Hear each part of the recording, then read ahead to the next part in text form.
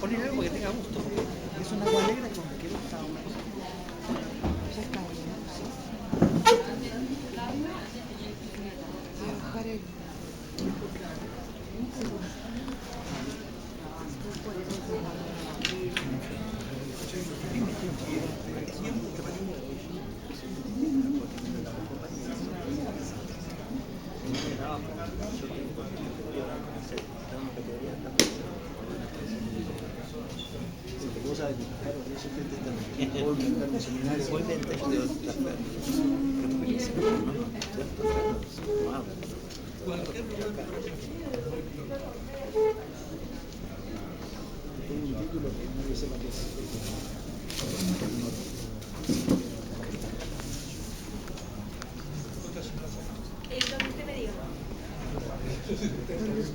Donde vos querías. Es que yo me quiero hacer más joven.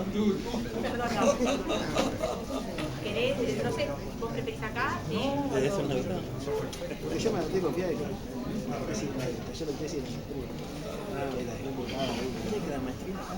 Sí. Y me hice canchero y los dos primeros trabajos eran fáciles, lo hice, porque quería un montón. Sí, no soy solo.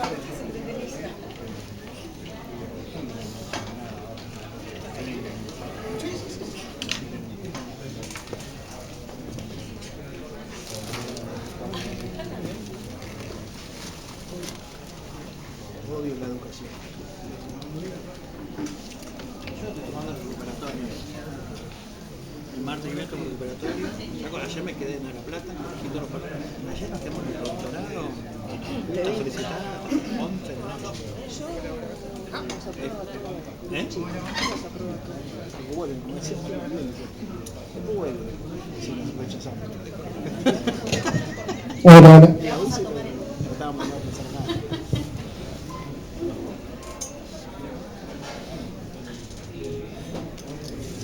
Bueno, buenas noches. Muchas gracias a todos y a todas por estar hoy presentes en esta primera actividad que hacemos desde el espacio de Geocom, espacio que lleva adelante el seminario operativo de comunicación geopolítica y guerra psicológica en la era de la Big Data.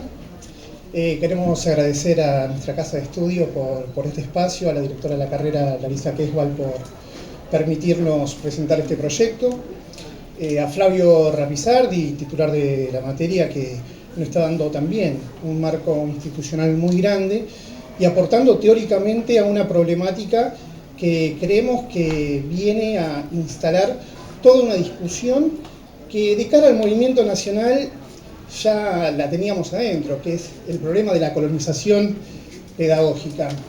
En este seminario la apuesta es poder indagar junto a otros autores en torno a lo que es el conflicto que se está dando en este momento a nivel mundial, poniendo en relación la comunicación y las tecnologías de la información. No quiero abusar del tiempo, quiero agradecer nuevamente a la carrera, a los panelistas y bueno, espero que disfruten de esta charla.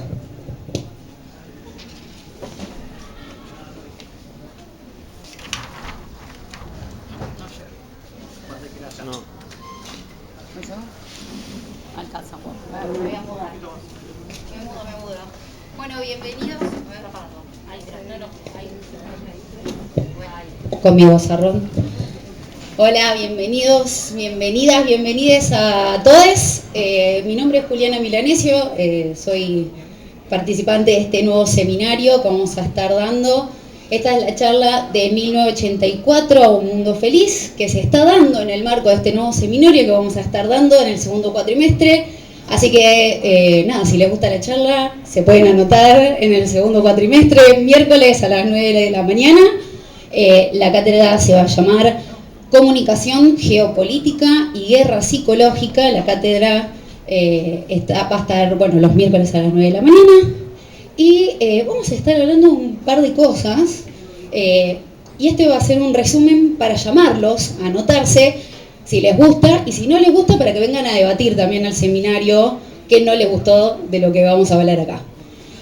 Para mí, el seminario pone en relación y análisis, como decía recién Omar, lo que es la comunicación y la guerra, tomándolo como algo que no está tan lejano nuestro, no es algo, no es pistolas, balas, sangre, soldados heridos, sino que hay un conflicto y la comunicación es parte de ese conflicto y es una parte fundamental de ese conflicto. Entonces, vamos a ver, propaganda, guerra psicológica, acción psicológica, operaciones de prensa, hasta llegar a lo que es la guerra cognitiva, que nosotros sostenemos que es la última instancia de esta guerra, ¿no? El concepto guerra, bueno, tiene varias instancias. El último va a ser la guerra cognitiva, en donde ya la conquista no viene a ser el territorio solamente, sino que la conquista viene a ser la mente y en relación a la dominación de los procesos de los pensamientos y de la percepción. Es decir, apuntan a nuestros sentimientos, sentidos, ¿no? La ira, la bronca, el amor, lo que sea. Ahí viene fake news, ¿no? Lo conocemos, más o menos. O los videos que anduvieron, por ejemplo, circulando en estos últimos días con la guerra, por ejemplo, Ucrania, esas cosas que uno dice esto es verdad y en realidad no, es deepfake. O mismo también el lawfare, como herramientas, ¿no? Todas estas, de lo que vamos a hablar en términos de guerra psicológica y de guerra cognitiva. Así que espero que les guste lo que vamos a analizar hoy, también desde una perspectiva geopolítica y descolonizadora, en donde tenemos que tener en cuenta que Latinoamérica tiene territorios ocupados, ¿no? Por las potencias mundiales, y que mismo la Argentina, por ejemplo, la OTAN está muy interesada en seguir manteniendo la soberanía en nuestras Islas Malvinas y en nuestro territorio antártico. Así que ahí también hay una guerra cultural que se está llevando donde la ideología es fundamental. Así que les doy la bienvenida a todos, a todas, a todes y las dejo con Julieta, que les va a contar un poco más de la charla. Bravo. Bueno, ¿qué tal? Buenas tardes, noches a todos y a todas. Bueno, comentaba recién Juli, o Juliana, porque somos dos Julis, así que tenemos una forma de diferenciarnos dentro de la cátedra. Bueno, la charla se llama De 1984 a un mundo feliz, haciendo referencia a estos dos libros que describen de manera distópica, dos sociedades distintas, dos sociedades en las que podemos encontrar algunos elementos de nuestra sociedad actual y que nos dan mucho para pensar.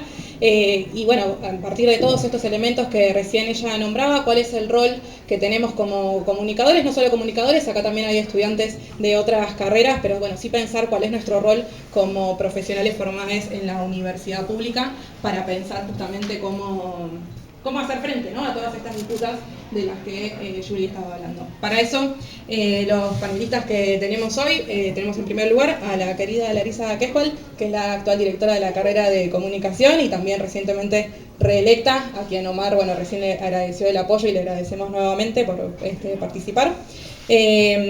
Pablo Lavatayo, que es asesor de ARSAT, que nos va a, bueno, justamente la soberanía tecnológica es fundamental en este momento, así que bueno, también como para poder pensar algunos de los problemas y que, digamos, qué estamos haciendo para poder enfrentarlos. Natalia Aruguete, que es coautora del libro Fake News, Trolls y otros encantos, que también es parte de la bibliografía del seminario.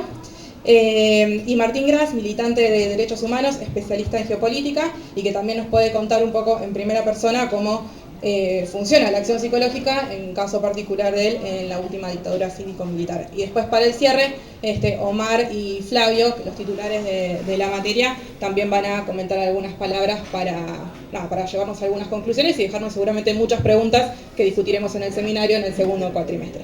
La idea es que más o menos salen 10 minutos cada uno, que después, si tienen preguntas, también las puedan acercar. Y bueno, muchas gracias nuevamente. Bueno, gracias Juli. Primero, un honor para mí estar compartiendo este rato con las personas que están aquí en el público, con los compañeros, la compañera aquí con Pablo, con Martín, con Nati. Así que bueno, el agradecimiento por hacerme parte de esta charla.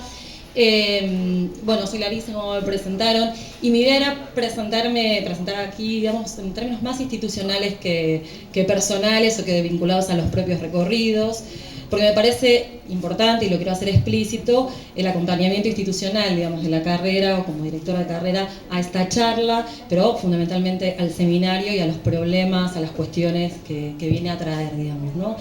Y les cuento por qué entonces acepté la invitación de Omar en estos tiempos de agendas repletas y no reconociéndome un especialista en los temas que propone el seminario, en términos de la geopolítica, por ejemplo, me queda como un poco grande.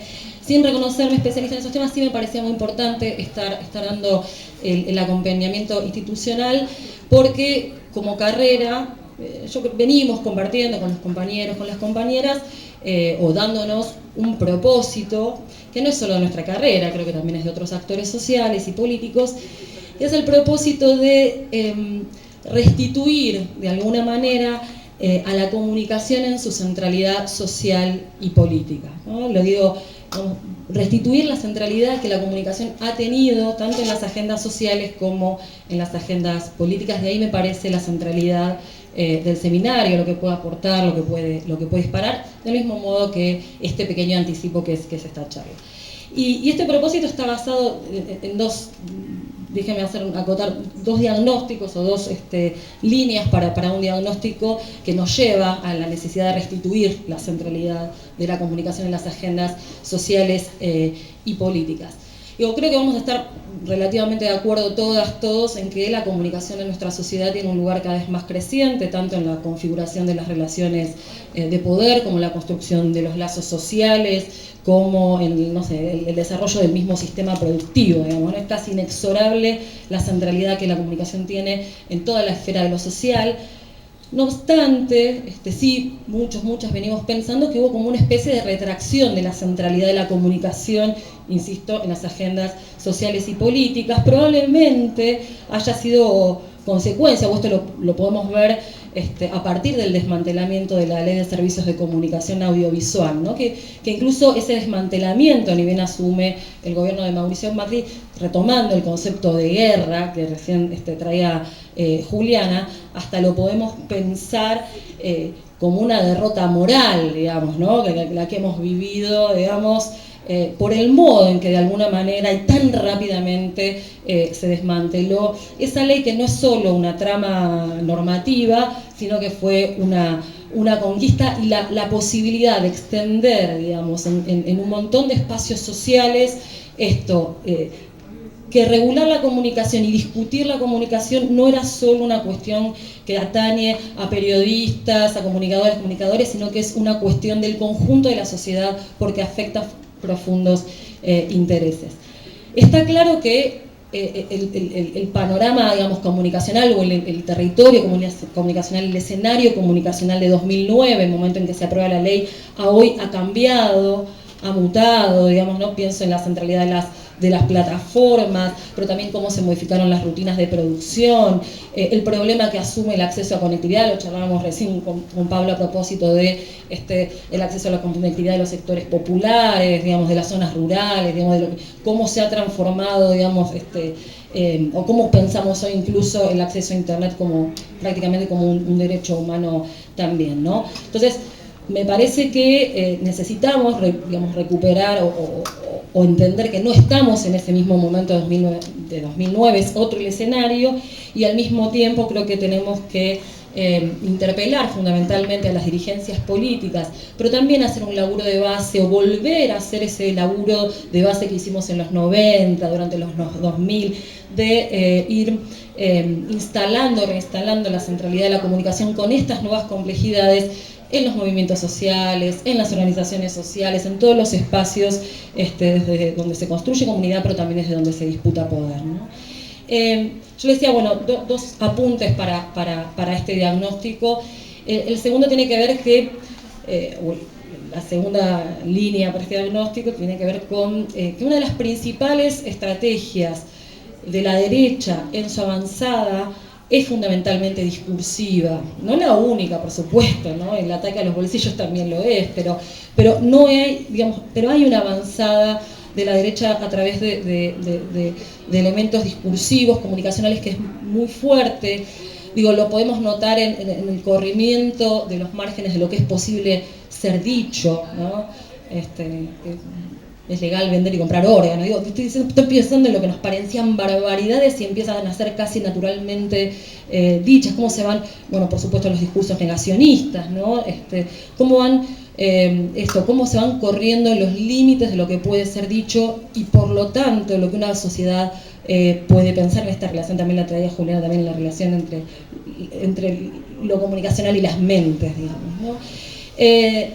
Pongo dos ejemplos recientes acerca de cómo la estrategia de la derecha en su avanzada es discursiva, es comunicacional, y voy a citar un acontecimiento de la escena local y una de la escena internacional. Los menciono brevemente. Recién hablábamos también, esta semana dos diputados del PRO presentaron un proyecto para desarmar, cerrar la Defensoría del Público de Servicios de Comunicación Audiovisual, precisamente creada a partir de la ley. Digo, más allá de que tengan chance de hacerlo o no aquí ahora, de alguna manera están mostrando a esta derecha lo que es capaz de discutir, lo que es capaz de hacer en su propia avanzada. Y la segunda, digamos, que me parece que muestra también esta estrategia comunicacional es,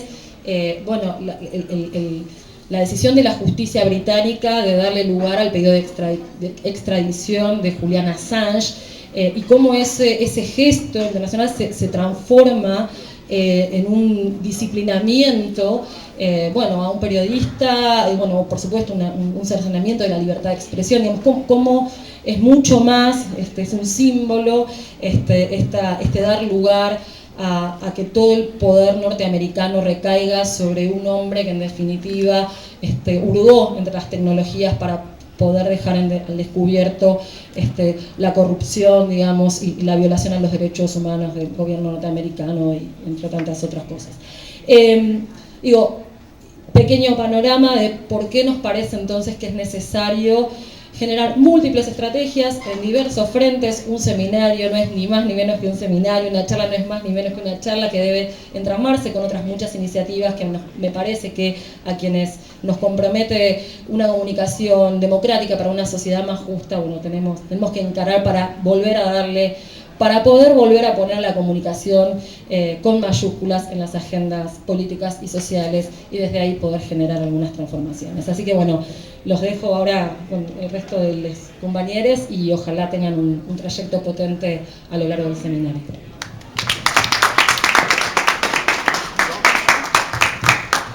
Hola a todas, ¿cómo están? Mi nombre es Pablo Cabatallo, trabajo como asesor de la vicepresidencia de ARSAT y estoy reemplazando hoy al vicepresidente, que es Guillermo Ruz, porque no ha podido venir. Quizás yo pueda comenzar haciendo un breve resumen de ARSAT. ARSAT tiene el rol de ejecutar una política de Estado que tiene que ver con el acceso universal a las TIC, a las tecnologías de información y comunicación, y para ello aborda 4 ejes principales: el satelital, que quizás es la cara más visible de la empresa, la red federal de fibra óptica, la televisión digital abierta y el data center. Ahí, tocando ahí un tema que mencionaba Larisa con respecto a las leyes por ahí vulneradas, ARSAT ahora el presidente anunció hace poco más de un año la tercera misión satelital. ¿Sí? Tenemos 2 satélites en órbita ahora gestacionarios, que son fundamentales para la soberanía, por supuesto. Y ese satélite en realidad debería haber estado en órbita en el año 2019, ¿sí? El ARSAT-3, en un satélite que operaba en banda K. Banda K es banda ancha, ¿sí? Es decir, banda ancha, es decir, internet en las casas. Así que la idea es retomar esa misión, que en algunos años más, en 2024 se estima, en órbita, y finalmente ese ARSAT-3 esté operando en Argentina. Otro rol que tiene ARSAT es el de impulsar la industria satelital, ¿verdad? O sea, dar estos servicios de comunicación, pero además impulsar la industria, ¿no? Eso lo logra ARSAT demandando misiones satelitales a INVAP, que es nuestro fabricante de satélites, ¿sí? Y al día de hoy INVAP no ha exportado un satélite, es decir, es ARSAT el que mantiene viva esa área, a esos ingenieros e ingenieras que están trabajando. Y lo que sí logró ARSAT es exportar servicios, porque damos servicio en Argentina, pero también en países limítrofes y en toda América, Estados Unidos. Bueno, tenemos una pisada con el satélite que es continental, y lo que sí ha logrado ARSAT también es no solo cubrir demanda nacional, sino exportar servicios, que de alguna manera también eso es exportar tecnología. Bueno, no sé, hay muchos temas ahí que tocaron el tema de la guerra, y hablando de la guerra en los fierros, me parece interesante mencionar, seguramente vieron que en la guerra de Ucrania se empezaron a usar terminales de Elon Musk, de Starlink, y eso generó un poco de revuelo. Y hace 2 semanas, creo, o 3, China publicó un paper sobre la necesidad de crear un sistema para destruir Starlink, ¿no? Entonces, como ahí aparece todo esto, ¿no? La importancia, ¿no?, la soberanía. Otros puntos por ahí interesantes a tener en cuenta de lo que significa la soberanía, ¿no?, en el aspecto satelital. Primero, que uno tiene soberanía sobre los datos también, porque las comunicaciones no trascienden nuestras fronteras, se quedan en nuestro data center, que está en Benavides, los datos digo, y las comunicaciones utilizan nuestra infraestructura, ¿verdad? En Argentina hay servicios satelitales de otros países operando, incluso nuestras Fuerzas Armadas utilizan servicios de Inmarsat, por ejemplo, en los barcos, en las embarcaciones, en el submarino, que tienen sede en Reino Unido, ¿no? Es más, en el ARA San Juan se utilizaron los datos de las comunicaciones que tuvieron para localizarlo, ¿no? O sea, esas cuestiones también creo que son importantes de tener en cuenta, ¿no?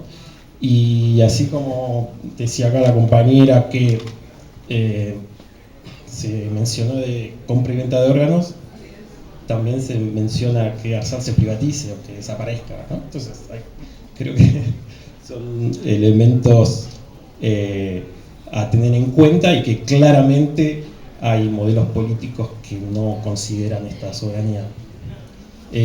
Bueno, creo que puedo pasar la palabra y cualquier cosa responder preguntas.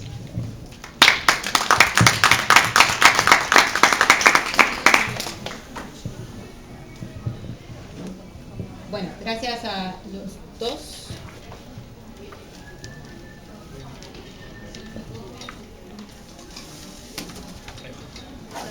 Gracias. Natalia.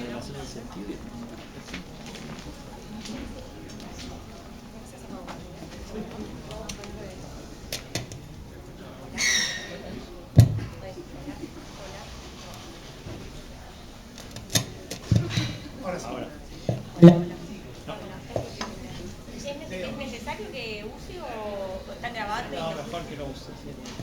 ¿Ahora ahí? Sí, es hola. ¿Está prendido? Sí. Esto para mí. Lo que pasa es que se apaga cuando yo hablo. Es la guerra. No debo tener mucho interesante para decir. Bueno, en primer lugar, muchas gracias por la invitación, por la insistencia, porque debo confesar que me fui buscando formas sutiles de negarme, porque me daba un poco de pudor venir a hablar sobre la guerra, que poco sé. Entonces primero empecé por ahí, después dije con honestidad que tenía hijos pequeños y se me armaba lío con eso, y me venciste amorosamente, así que agradezco la posibilidad de estar aquí. Agradezco la posibilidad de estar con colegas, con Larisa, que hace 25 años que nos conocemos, cuando éramos estudiantes de esta casa, así que me reconforta mucho volver aquí a poder compartir este momento. Pero bueno, no voy a poder hablar de la guerra, por supuesto. Lo que me decía Omar era que le interesaba tratar de reflexionar sobre algunas preguntas que nos estamos haciendo sobre las fake news, las noticias falsas, las semejanzas y diferencias que hay entre estos dos conceptos tan reñidos, y también tratar de pensar cuáles son las dimensiones que hacen a la construcción y la activación de esto. Primero empiezo con la definición más de diccionario, así, porque me parece que esa definición nos permite también abrir estas dimensiones de análisis que querría compartir con ustedes.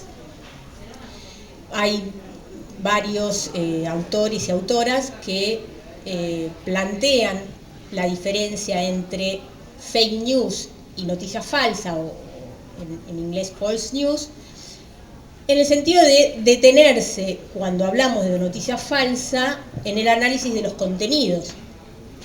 Porque, entre otras cuestiones, cuando el contenido de lo que analizamos es falso, no necesariamente eso supone la voluntad de generar un daño, la voluntad de generar un evento político con eso, ¿no?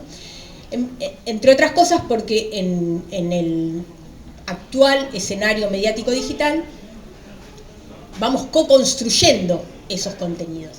Ya no es más, ya no puede ser pensado o analizado desde un lugar de alguien que propone y del otro lado una masa homogénea que recibe y reconstruye eso, sino que todos vamos aportando en alguna medida a la construcción de narrativas. Y en redes sociales mucho más, porque toda activación, toda reacción que nosotros vamos teniendo en redes sociales va armando recorridos a un mensaje que va construyéndose en distintas regiones del mapa de estas redes de manera homogénea, pero también distinta respecto de lo que se construye en otras regiones.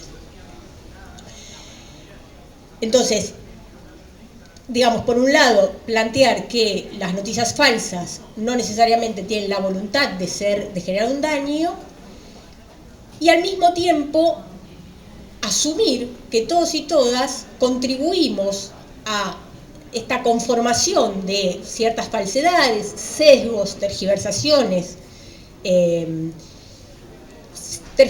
y también descontextualizaciones de determinados mensajes a partir de nuestros sesgos, ¿no?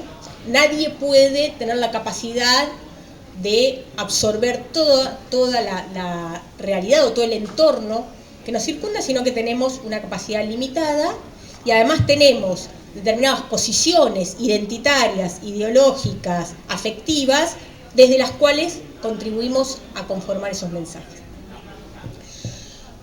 Una estrategia de fake news es efectivamente una operación política que tiene en estos momentos esta denominación, pero que es más viejo que la política,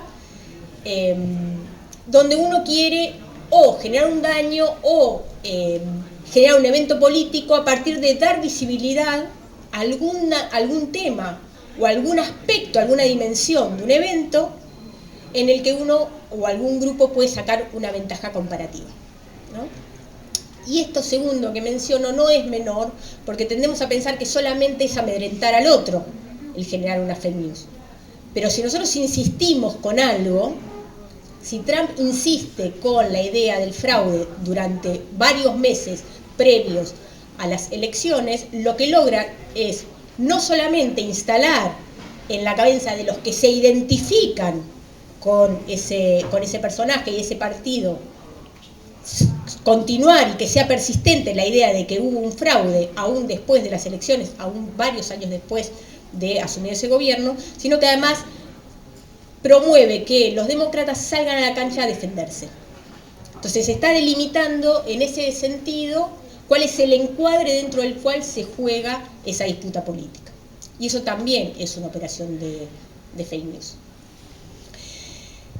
Ahora, Pensando en las fake news, quiero cerrar con una última reflexión, que no es corta, pero que voy a tratar de acortarla lo más posible, que tiene que ver con un trabajo que estamos haciendo en este momento sobre la pandemia, y que lo que intentamos analizar ahí es no solamente quienes producen estas operaciones, que en realidad es donde más se ha puesto el ojo, sino quienes activamos, aceptamos y compartimos y garantizamos la difusión de fake news. Porque esto es poco visto, y en realidad si acordamos en que co-construimos narrativas, co-construimos agendas y encuadres, no podemos dejar de pensar, no culpándonos, no responsabilizándonos, sino asumiendo que contribuimos a generar determinados mensajes y que los generamos y los activamos desde posiciones identitarias. Y esto lo quiero aclarar porque solemos preguntarnos cómo hacemos para educar al prójimo para que deje de activar fake news, y en realidad no tiene que ver solamente con la racionalidad, sino con la dimensión afectiva que nos lleva a aceptar y compartir determinadas cuestiones. El ejemplo que quiero ponerles tiene que ver con lo que tomamos de dos posteos de Twitter que fueron publicados por el medio Infobae, y que después nosotros los trabajamos en experimentos de encuesta y manipulamos la autoría de esos tweets. Pero lo interesante era que hubo dos posteos idénticos con 6 meses de diferencia. Infobae postea en Twitter en octubre del 2020: Argentina es el país con mayor número de muertes por millón de habitantes. En mayo del 2021 vuelve a postear, embebiendo otra noticia: Argentina es idéntico, Argentina es hoy el país con mayor número de muertes por millón de habitantes. ¿Alguna de ustedes compartiría ese tweet si lo viera? No. ¿Alguno de ustedes duda de que alguno o ambos tweets sean verdad o sean falsos? ¿Quién piensa que es falso? La mitad. No estamos tan seguros de que es falso. El tweet de octubre del 2020 era falso y en realidad contradecía la propia noticia que había sido insertada allí, porque la noticia en realidad lo que decía era que la provincia de Buenos Aires, ¿se acuerdan?, había computado una serie de fallecimientos demorados y eso había elevado ese índice. Pero el tweet de mayo del 2021 no era falso. Lo que hicimos fue, por supuesto, no manipulamos el mensaje porque no podíamos, porque es información médica, entonces el texto del mensaje y la nota que estaba insertada eran exactamente las que habíamos encontrado, pero lo que sí fuimos manipulando para hacer esta encuesta fue el autor del tweet. Entonces íbamos cambiando posibles distintos medios que habían posteado eso. Página 12, Clarín, Infobae, La Nación.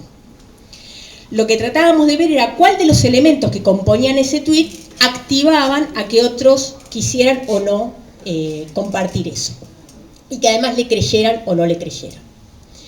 Y había una pregunta filtro previa, que era a qué partido votarían si las elecciones fueran la semana siguiente entre Cambiemos o Juntos por el Cambio y el Frente de Todos. Lo que observábamos era que ese posteo que perjudicaba ¿a quién? Al gobierno. Al gobierno, era mayormente compartido por aquellos que se identificaban con la oposición política, sea cual fuere la fecha en la que estábamos posteando y sea cual fuere la noticia que insertaba ese posteo. Y sea cual fuere el medio que aparecía como autor del tuit. Entonces, allí esa dimensión identitaria, de identificación partidaria, era una variable que explicaba fundamentalmente el deseo o la propensión a compartir ese tuit, independientemente de la racionalización que se pudiera hacer al respecto.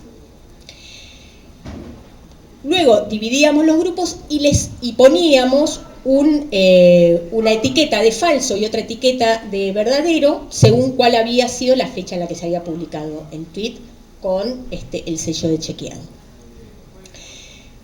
Y lo que observábamos allí era que en aquellos que habían compartido el tweet falso, cuando anunciábamos que el tweet ese era falso, cuando les tocaba encontrarse con que el tweet era falso, tenían mayor resistencia a compartir el chequeo que aquellos a los que se les decía que el tweet que habían compartido era verdadero. Es decir, el 2 veces sí, el decirle es verdadero ese tweet que vos compartiste, motivaba doblemente, afectivamente, el entusiasmo de querer compartir un posteo.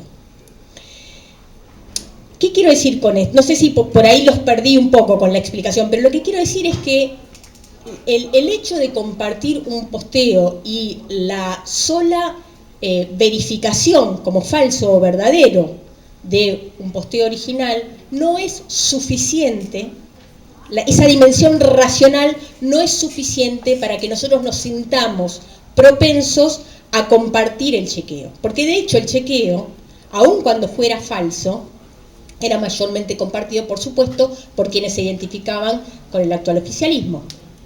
Entonces, hay una resistencia que tiene que ver con las identidades y sobre todo con las identidades partidarias que nos llevan a compartir o no compartir determinada información y a darla como válida o no, o a resistirnos cognitivamente a eso. ¿Por qué? Porque así como compartir determinado tipo de mensajes no solamente nos da información, sino que nos puede hermanar en comunidades, que además son comunidades que se consolidan mucho más fuertemente en redes sociales, sino que además el propio chequeo de esa información también tiene una dimensión que no es estrictamente un mensaje sobre el contenido, sino que es un mensaje al interlocutor, al que se beneficia o se sanciona.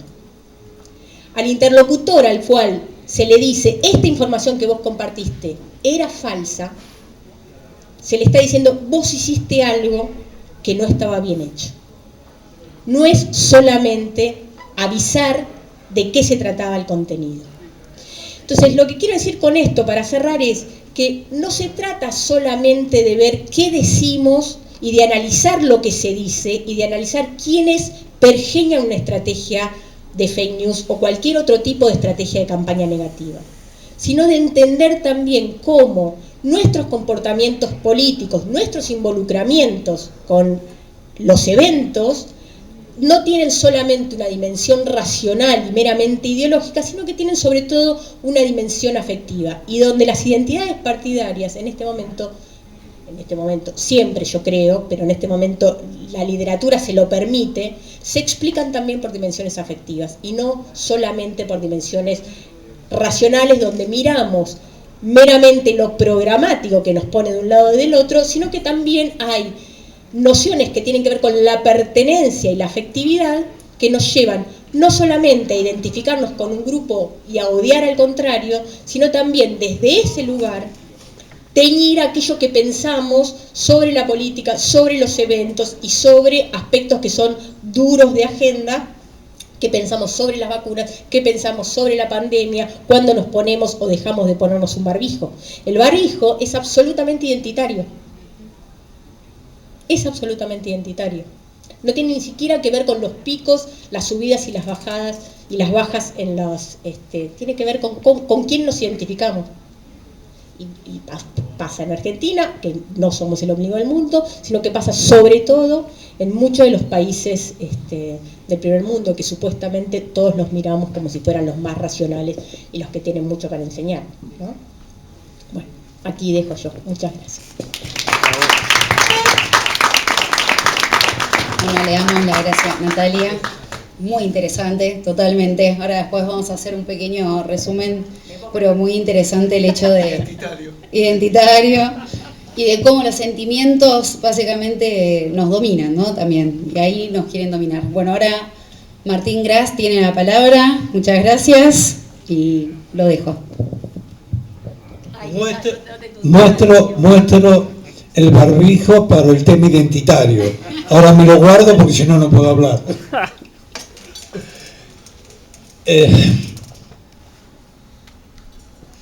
La verdad que no sé por dónde empezar. Voy a tirar 2 o 3 cosas y después voy a tratar de trabajar sobre algo concreto.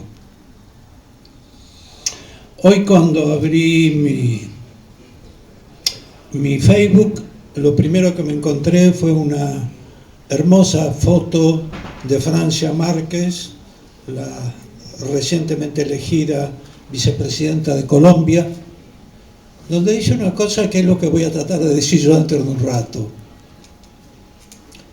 Lo sabroso, colombiano, lo sabroso no es vivir con plata, es vivir sin miedo. Me parece una cosa maravillosa. En estos momentos, en una Colombia desgarrada, la sabrosura es no tener miedo. Es fantástico, porque de eso queremos hablar, de la construcción del miedo. Y después pensando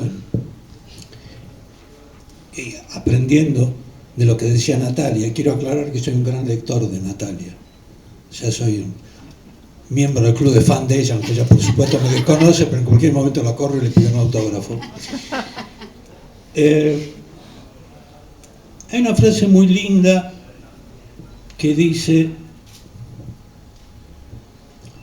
que la posverdad, y a mí me gusta hablar más de posverdad porque es como más genérico el concepto, que la posverdad es el prefascismo. Y creo que es un absoluto diagnóstico. En estos momentos hay un corrimiento del sentido común hacia la derecha. No estoy hablando de Argentina, que es un caso digno de estudio, estoy hablando prácticamente de un concepto general y sobre todo de un concepto occidental. Voy a hacer un pequeño toque con el tema de la guerra de Ucrania. A ver, los ucranianos le llaman guerra, los rusos le llaman operación militar especial, y tiene su lógica, que ambos lo llaman de esa manera diferente, porque son 2 cosas totalmente distintas. Esa guerra nos ha llevado a que se prohíba Tchaikovsky, se ha llevado con el concepto de cancelación a que se bajen en Europa, en lugares impensables como Inglaterra, cursos sobre Tolstoy. He visto memes donde decía que estaban prohibidas las ensaladas rusas. Me van a permitir que les cuente una anécdota personal. Uno es muy self, entonces siempre termina contando alguna historia personal. Por esa cosa de la vida yo terminé en España a finales del 79, refugiado ante el ACNUR. Franco había muerto hace un par de años, teníamos a Suárez y estaban inventando, y después, un par de años más adelante, Felipe González iban a inventar la transición española, famoso modelo.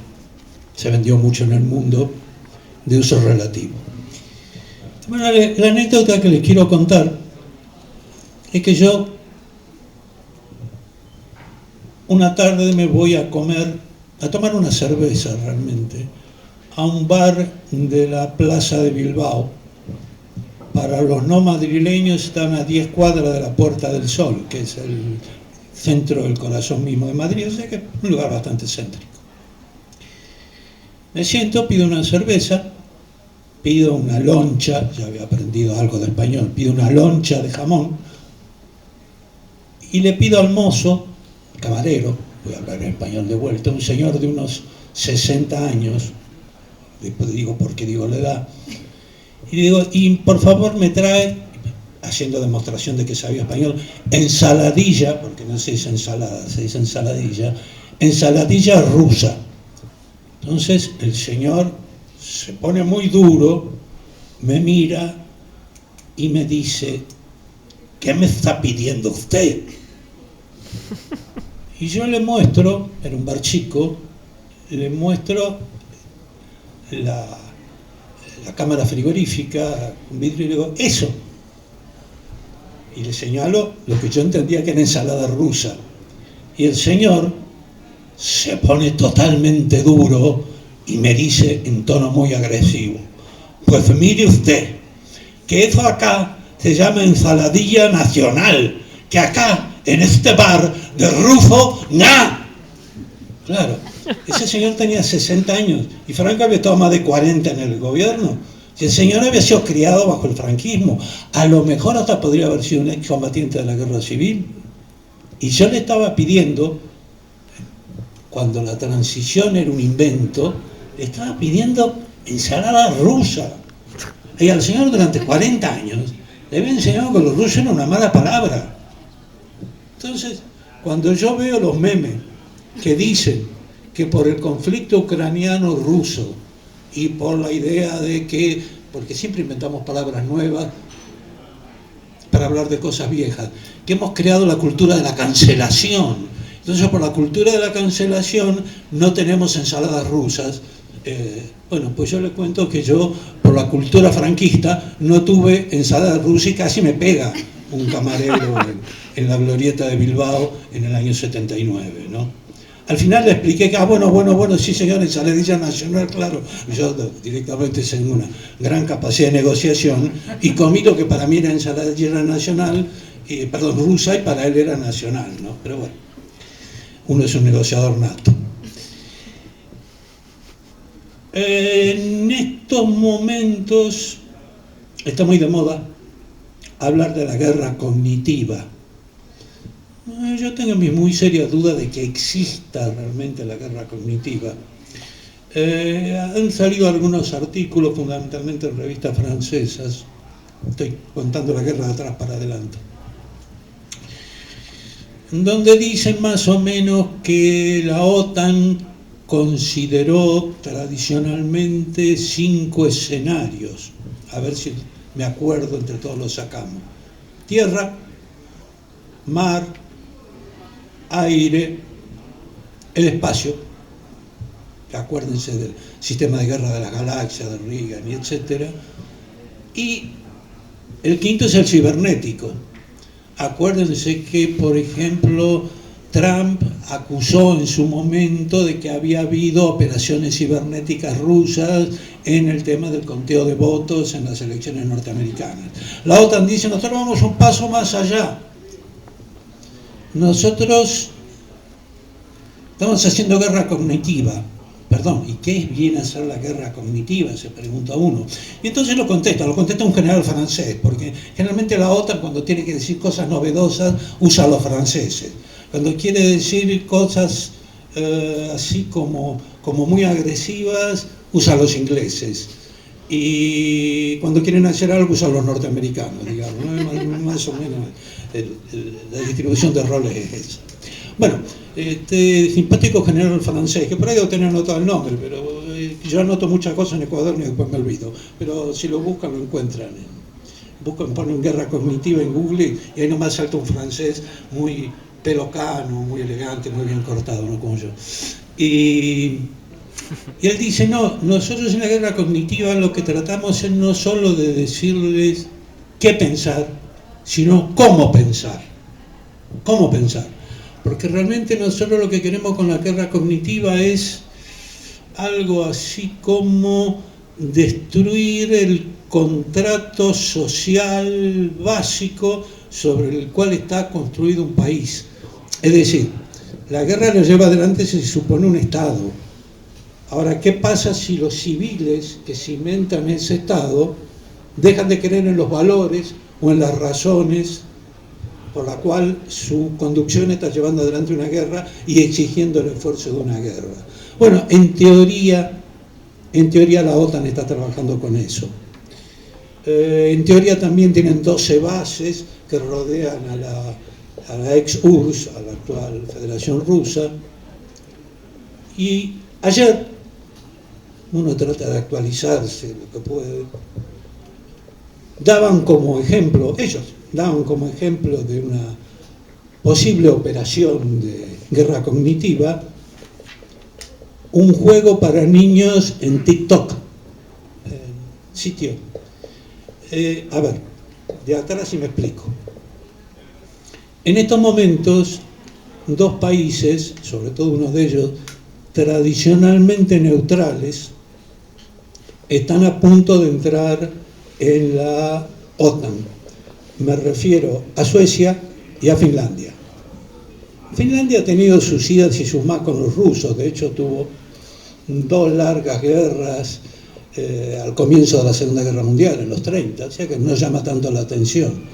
Que Suecia entre en la OTAN es una cosa que realmente es casi como pensar que Suiza entre en la OTAN.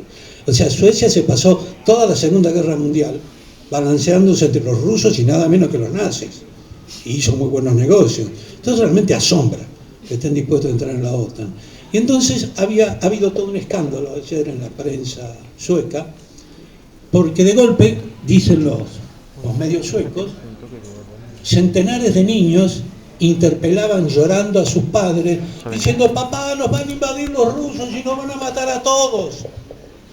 Y entonces cuando los padres y las madres le preguntaban: pero nene, ¿de dónde ha sacado usted esa información?, le mostraban el celular o la tablet que tendría el niño tecnológicamente precoz, niño sueco, niña o niñe,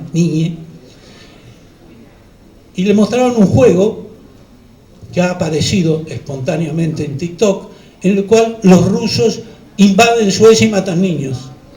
Es asombroso. En estos momentos los niños suecos están bombardeados literalmente por un juego en TikTok donde los matan los rusos. Entonces, espantados, le van a preguntar a los padres si eso es cierto. En el momento que está por realizar una reunión de la OTAN en Madrid, y donde probablemente Suecia y Finlandia pidan su ingreso. Historia colateral porque todo tiene que ver con todo. Quien se opone en estos momentos a que Suecia y Finlandia entren en la OTAN es nada menos que Turquía. Un momento. ¿Por qué Turquía se opone a que Suecia y Finlandia? Realmente no se opone a que entre Finlandia, se opone a que entre Suecia, pero como Suecia y Finlandia entran juntas, bueno, hay que oponerse a las dos. Turquía tiene un largo y viejo problema con los kurdos en la frontera con Siria, en el Kurdistán concretamente. Y los partidos kurdos que sostienen movimientos armados insurgentes están muy apoyados por Suecia. Es una vieja historia. Olof Palme se supone que fue asesinado por apoyar a los turcos, y estoy hablando de los años 70-80. Entonces los turcos, como para entrar a la OTAN hay que entrar por unanimidad, le exigen a los suecos que declaren organización terrorista a las organizaciones kurdas que vienen apoyando desde hace 20 años, más o menos. Lo cual curiosamente favorece en estos momentos a los rusos. Se supone que en algún momento los suecos van a decir algo como que bueno, sí, y entonces los turcos se van a correr. Aparte, más loco todavía, porque Turquía es miembro de la OTAN, pero no es miembro de la Unión Europea.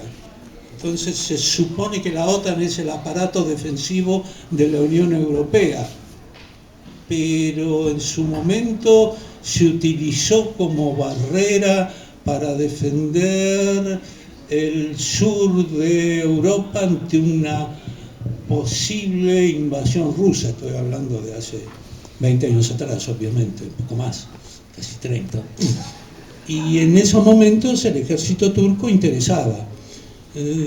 La base más importante que tiene la OTAN para operar sobre el Medio Oriente y sobre el norte de África, y eso es todo el mundo que va desde Libia hasta Siria, es la base de Incirlik, que es gigantesca, es enorme. De hecho es una base norteamericana, pero es base de la OTAN. Y en ese sentido, geopolíticamente, esa base es clave para todo el despliegue sobre lo que es Noráfrica y Sudeste Asiático. Y entonces, en estos momentos, los amigos turcos han dicho, bueno, este es el gran momento de apretarlos para que tengan que soltarle la mano a los kurdos. Me fui por esto para contarles una anécdota, pero quiero decir que cuando uno se entra a meter en el mundo de la guerra, y de la geopolítica, se entra a meter en un mundo muy complicado, donde prácticamente todo tiene que ver con todo. Recién alguna de las compañeras que nos presentaba decía, yo no entiendo nada de guerra, ¿para qué son las pistolas y los tiros y etcétera? Yo les voy a decir que la guerra con lo que menos que tiene que ver es con las pistolas y con los tiros. La guerra es una forma de negociación política más violenta con poder. En algún trabajito que Flavio Rapizardi dice que es bueno, es la única persona que piensa eso, yo utilizo un inglés que admiro mucho. Los mejores historiadores militares son los ingleses, realmente en eso son soberbios, que se burla mucho de Clausewitz. Clausewitz, padre teórico de la guerra, prusiano por supuesto, ningún inglés va a aceptar que un prusiano sea padre de él en nada. Clausewitz dice, la guerra es la continuidad de la política con otros métodos, frase famosa. Y Keegan se encarga de demostrar que la guerra es una cuestión cultural y que es permanente, y que es la capacidad de violencia que está formando parte de la condición humana, que en algunos momentos estalla más o estalla menos, y que fundamentalmente lo que hace la condición humana es encontrar formas éticas para justificar que usa la violencia, y que eso es la guerra, pero no que hay un momento no político. La guerra es política en todo momento. Y entonces, si la guerra es política, vamos a tratar de avanzar sobre el tema de las comunicaciones, porque yo soy un absoluto convencido que la continuación es política, que la comunicación es política. De hecho, yo siempre he robado la frase de Clausewitz de que la guerra es política por otros medios, y yo digo la comunicación es política por otros medios. Y la guerra viene detrás, mucho detrás. Entonces aceptemos ese a priori, que la comunicación es política. Bien. Entonces voy a hacer un pequeño ejercicio, si me encuentro las cosas que escribo, porque escribo un montón de cosas y después no sé dónde están, pero voy a leerles dos frases de dos personas diferentes que opinan sobre el uso del poder, y casi me animaría a hacer un juego con ustedes, que me digan quiénes son los que la dicen. Uno de ellos dice, y está explicando por qué toma el poder, y dice, nuestro objetivo es disciplinar a una sociedad anarquizada, volverla a sus principios, a sus cauces naturales. Con respecto al peronismo, salir de una visión populista, demagógica, que impregna vastos sectores. Con relación a la economía, ir a una economía de mercado liberal, un nuevo modelo liberal, un cambio radical. A la sociedad hay que disciplinarla para que sea más eficiente. Queremos también disciplinar al sindicalismo y, curiosamente, al capitalismo prebendario. Les voy a hacer una aclaración, no es mi ley. No es mi ley. Podría serlo, ¿eh? Iba a decir Sarmiento, pero después la referencia a Perón, Ganía. Es Jorge Rafael Videla. Jorge Rafael Videla. Y ahora voy a ver si encuentro otra frase. Mutatis mutandi dice casi lo mismo. Vamos a ver. Sí, creo que está para acá. Voy a cambiar alguna palabra porque si no se va a notar muy fácil de la época, pero está hablando de llegar al poder. Y dice, para llegar siendo digno, si es necesario envolver la impostura con los pasaportes de la verdad, envolver la impostura con los pasaportes de la verdad para llegar al poder, se embarulla. Se se embarulla. Y si es necesario mentir a la posteridad, se miente. Y se engaña a los vivos y a los muertos. Los hombres, y esto es maravilloso, son generalmente gobernados por ilusiones, como la llama de los indios con hilos de colores. La llama de los indios, para que no se espantaran, los incas le colgaban borlas de lana roja a cada costado, como si fueran anteojeras, para que no fueran mirando dentro de él si no se espantaran. A ver, ¿de quién es la frase? Pero me juego lo que tengo encima que no la sacan. Muy bien. Esta es una carta de Salvador María del Carril en el año 1828 a Lavalle, explicándole por qué tiene que fusilarlo a Dorrego. Después termina diciendo otra cosa mucho más interesante, que haga que los oficiales de su división hagan un acta fraguando un juicio, porque hay que dejar papeles para la historia, dice. Y cuando el impulsivo de Lavalle lo fusila y encima firma la orden diciendo fusilado por mi orden, se desespera Salvador María del Carril. Dice, pero ¿cómo ha hecho eso? Sí, justamente hay que pensar en la posteridad, y si hay que mentir, se miente. Pero los hombres se los maneja con ilusiones. Bueno, dice, y también de vez en cuando hay que rascarles el lomo con el filo del cuchillo. Hay que rascarles el lomo con el filo del cuchillo. 1828. ¿Qué es lo que quiero decir? Hay una cierta tendencia, y yo puedo ser acusado de ludita, por eso, lud.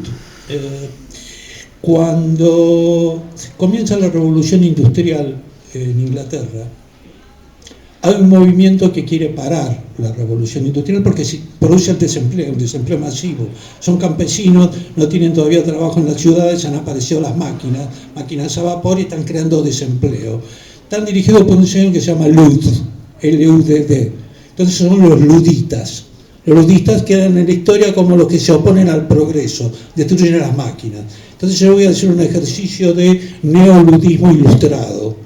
O sea, tengo la impresión que cada tanto aparece un elemento técnico nuevo y entonces nos deslumbramos por la técnica nueva, el árbol nos tapa el bosque y le ponemos una palabra y decidimos que esa palabra crea un parteaguas en la historia y crea algo nuevo. Y después cuando uno mira dice, pero pará, si esto ya se hizo con otra... El otro día me cayó totalmente por casualidad un paper sobre el control del gobierno de Felipe el Hermoso, Francia, Philippe le Bel, estamos hablando del no se había descubierto América todavía, sobre el control de las imprentas. Habían aparecido las imprentas, piensen ustedes, el nombre de la rosa, Eco. ¿Cómo mantenía la iglesia su poder? Hablaban un idioma diferente, que solo lo comprendían entre ellos, el latín. Wyndham Lewis, en una biografía muy linda que tiene, Carlos de Europa, emperador de Occidente, dice, una persona que hablaba latín podía ir desde España a Suecia, que eran los límites del occidente posible en esos momentos, hablar con un sueco en latín y escuchar misa en latín, que era igual en todos lados. Eso era la iglesia, era la globalización de la época. Hablaban un idioma único y propio. Y la otra cosa, acuérdense de Fray Baskerville en El nombre de la rosa, acuérdense de esa maravillosa homenaje a Sherlock Holmes que hace Umberto Eco. Copian los libros. Entonces hay un monopolio absoluto del idioma y del conocimiento. Y de golpe aparece la imprenta. Para los que hayan seguido un poco el tema de ciencias políticas, ahí en un momento va a aparecer Hobbes.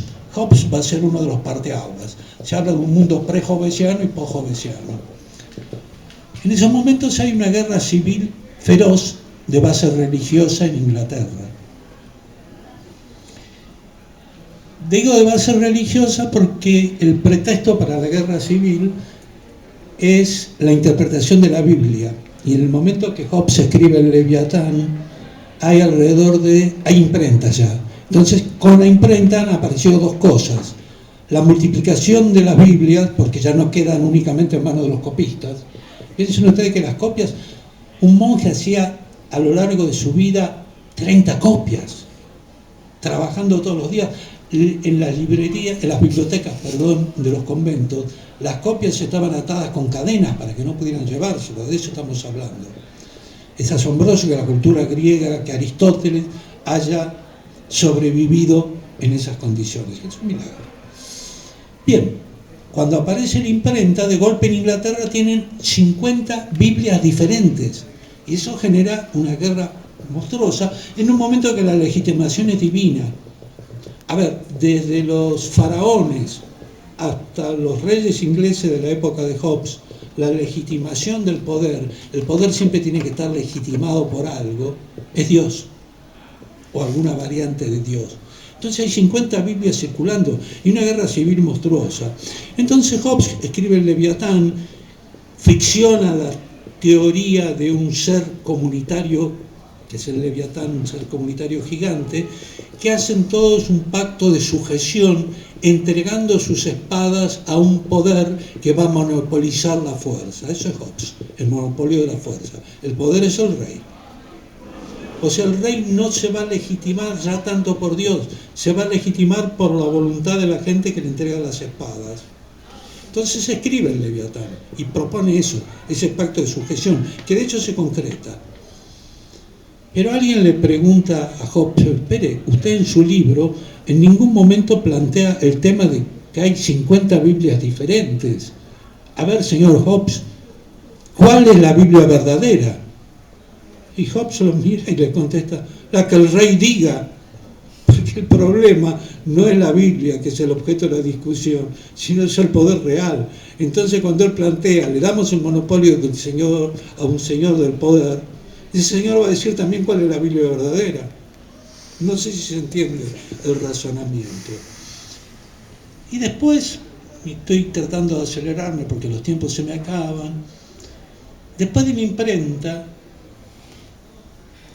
aparece la radio. Y la radio es una cosa fantástica, porque de golpe, y aquí creo que Ana Natalia hablaba del tema del mensaje que partía de un emisor y llegaba a una serie de receptores. Hay una teoría muy interesante, según la cual Hitler nunca hubiera sido Hitler, es decir, nos hubiéramos ahorrado Auschwitz y probablemente la Segunda Guerra Mundial y etcétera, si hubiera existido la televisión, porque Hitler llegó a donde llegó por el maravilloso uso que usó de la radio y de las puestas en escena. Hitler era un gran orador.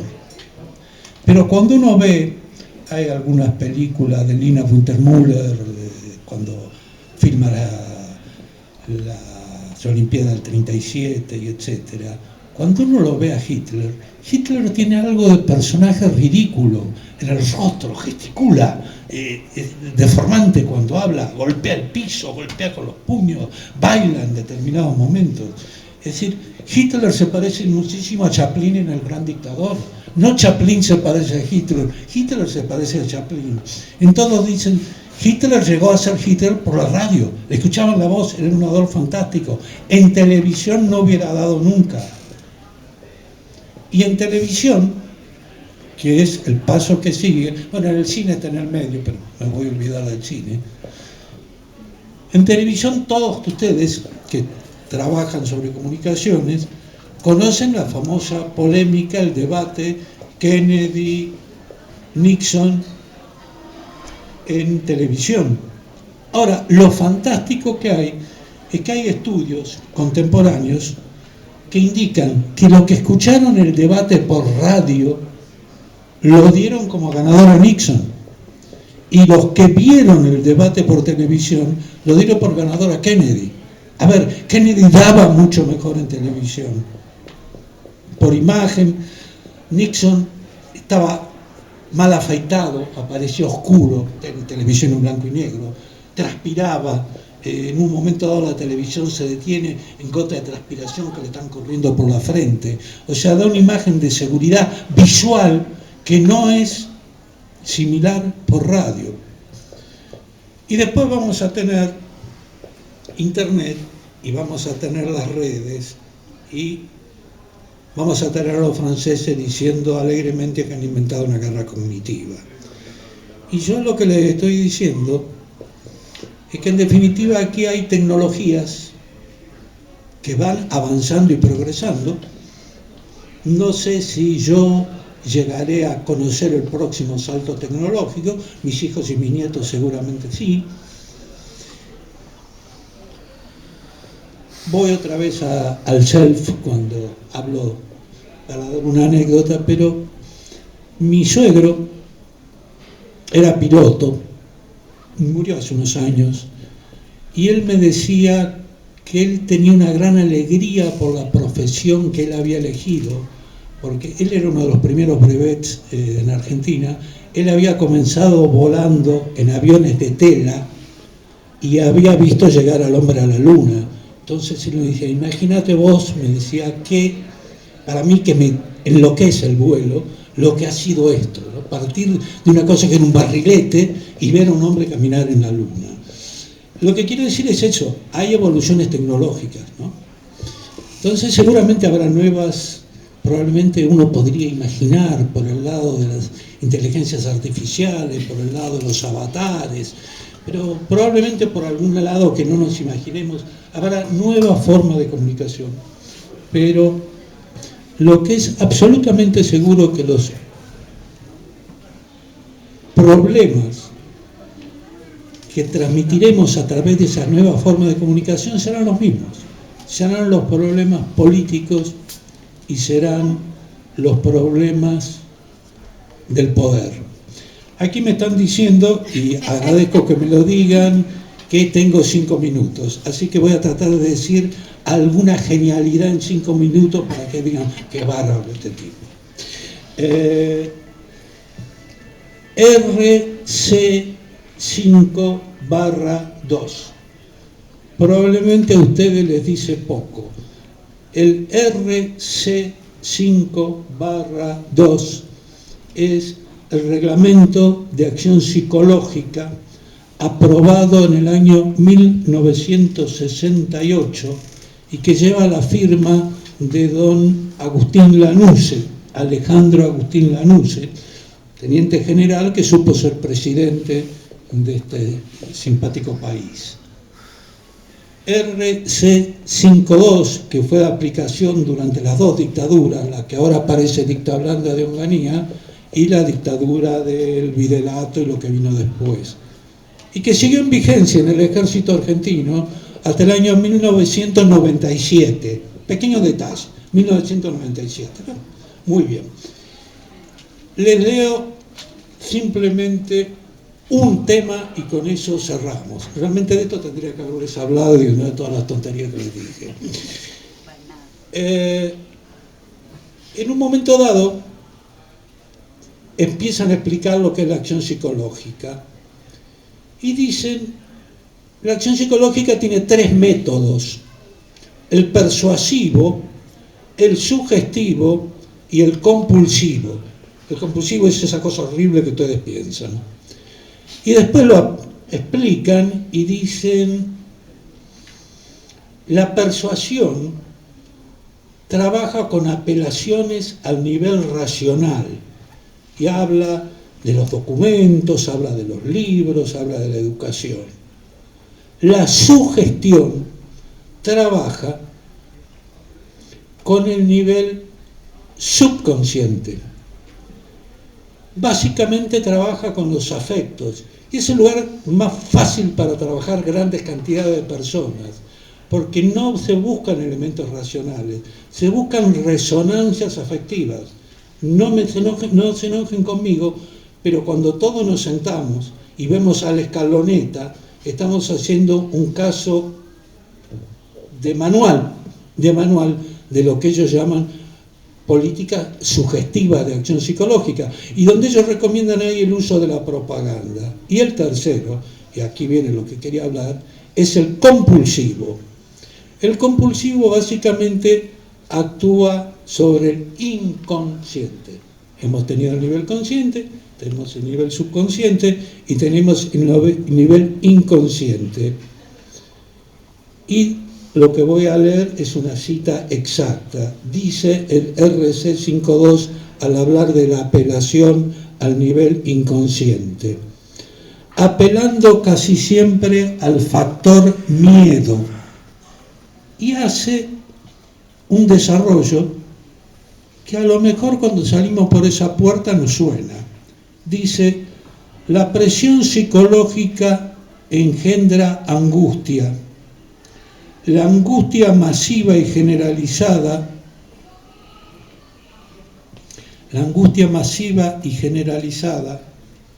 deriva en terror. Y eso basta para tener al público, entre paréntesis dice blanco, porque es un blanco objetivo de acción psicológica, a merced de cualquier influencia posterior. La fuerza implica la coacción y hasta la violencia mental. Estoy citando textual. Por lo general, estos métodos son impulsados y acompañados, aquí son púdicos, por esfuerzos físicos o materiales de la misma tendencia. La fuerza y el vigor reemplazan a los instrumentos de la razón. La técnica de los hechos físicos y los medios son los elementos que se deben utilizar. Y después, en otro artículo más adelante, van a decir: no podemos hablar de estos elementos por las limitaciones éticas y públicas a que ello nos llevaría. Por lo cual estamos hablando que en el fondo, y con esto cierro con la guerra, lo que se busca es la construcción del miedo. Y entonces voy a esa frase de la compañera, y lo digo compañera sin conocerlo, pero con el más absoluto orgullo, de la compañera Francia, hoy electa vicepresidenta de Colombia. Colombia es un país importante, hay 6 bases norteamericanas en Colombia. Francia fue, aparte que es negra, y estamos en un continente estructuralmente racista, ha trabajado en las minas, ha sido campesina y ha sido servicio doméstico, y en este momento es vicepresidenta de Colombia. Y entonces ella nos dice que para ella lo importante, lo sabroso, con esa cosa caribeña, lo sabroso no es tener plata, es vivir sin miedo. Gracias.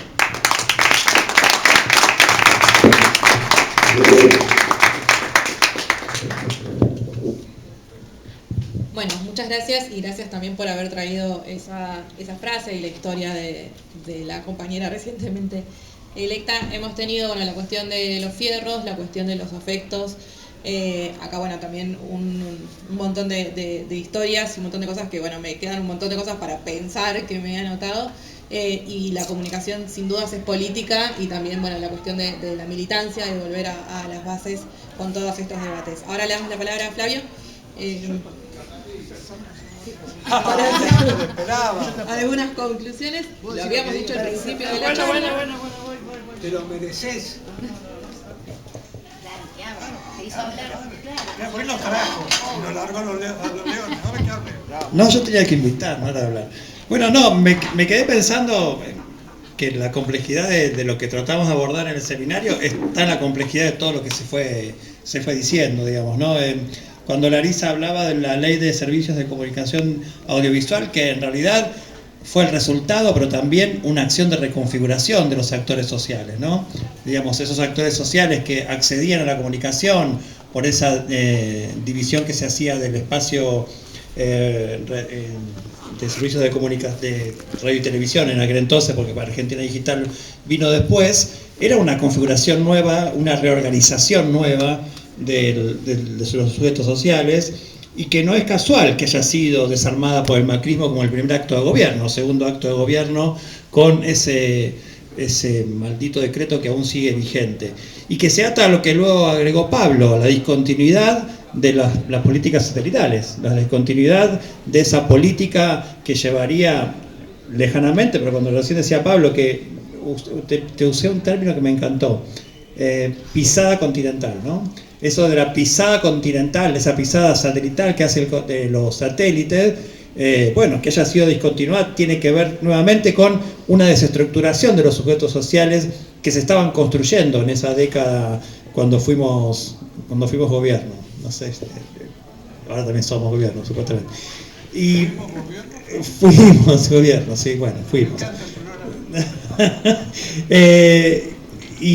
Y esto también lo ataba con lo que decía Natalia cuando hablaba de las co-construcciones de sentido. Bueno, sin satélites, sin una ley de servicios de comunicación audiovisual que democratizaba la comunicación, ¿qué posibilidades hay de dar de sesgo de construcción popular y nacional o nacional y popular a esas noticias? Cuando los sujetos que quedan en pie en procesos de liberalización son siempre los sujetos globalizados, y lo ato a algo que decía Martín, que obviamente en una situación de conflicto y de conflicto global, que es una situación de conflicto por la distribución, obviamente toda medida democratizadora de la comunicación tiende a ser contraria. Y acá se pone en juego este corrimiento de los límites de la decibilidad que también decía Larisa al comienzo, y les quería comentar una anécdota que ocurrió